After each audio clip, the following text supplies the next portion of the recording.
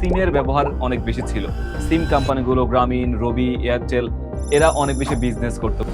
আবার তুমি দেখবা যে আগে মানুষ ইমেইলের ব্যবহার খুব একটা করত না। কিন্তু রাইট নাও মানুষ WhatsApp এই কথাবার্তাগুলো বেশি বলে বা কবুতরের মাধ্যমে মানুষ কমিউনিকেশন গুলো করত। মানে একটু দ্যাট মিনস ইলেকট্রনিক যে কমিউনিকেশন এটা অনেক বেশি বেড়েছে।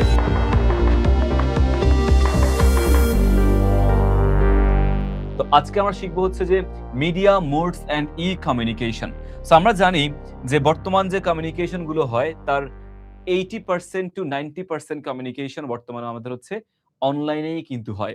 তুমি দেখবা মানুষ যখন কথাবার্তাগুলো বলে আ বর্তমানে আগে মানুষ হচ্ছে সিমের ব্যবহার অনেক বেশি ছিল।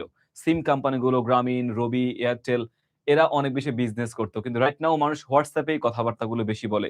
মানুষ বর্তমানে হচ্ছে ইমোতে কথাবার্তা বলে, Facebook, মেসেঞ্জার এই সকল ওয়েতে মানুষ কথাবার্তাগুলো বেশি বলে। দ্যাট মিনস মানুষের কমিউনিকেশন, দ্যাট মিনস ইলেকট্রনিক যে কমিউনিকেশন এটা অনেক বেশি বেড়েছে।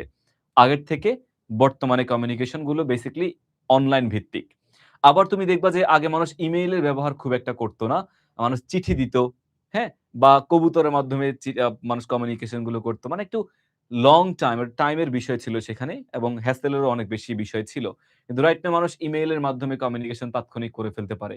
আর চিঠি লেখার কষ্ট করতে হয় না। হ্যাঁ, যদিও মানুষ চিঠি লিখতে বলে aesthetic ওয়েতে চিঠিগুলো লিখলে অনেকে খুশি হয়। কিন্তু সেটা কিন্তু কয়জন করে? খুবই কম। তো এই যে কমিউনিকেশন গুলো অনেক চেঞ্জেস আসছে। ইভেন এই যে আমরা যে ভাইয়া তোমাদের সাথে ক্লাসগুলো নিচ্ছি, it's one type of communication. তোমাদেরকে লার্নিং এটাকে বলা হয় লার্নিং। ইলেকট্রনিক লার্নিং তোমাদেরকে ভাইয়া প্রোভাইড করছি। তোমরা এক প্রান্তে আছো, আমি এক প্রান্তে আছি। জাস্ট অনলাইনে আমরা পড়াশোনা করছি। বাংলাদেশের বিভিন্ন জায়গা থেকে এই কমিউনিকেশন গুলো আমরা করতে পারছি। শিক্ষার্থীরা যুক্ত হচ্ছে। সো এটার অনেকগুলো সুবিধা আছে, অনেক অসুবিধাও আছে। সো আমরা সবকিছু নিয়ে কথা বলব আজকে।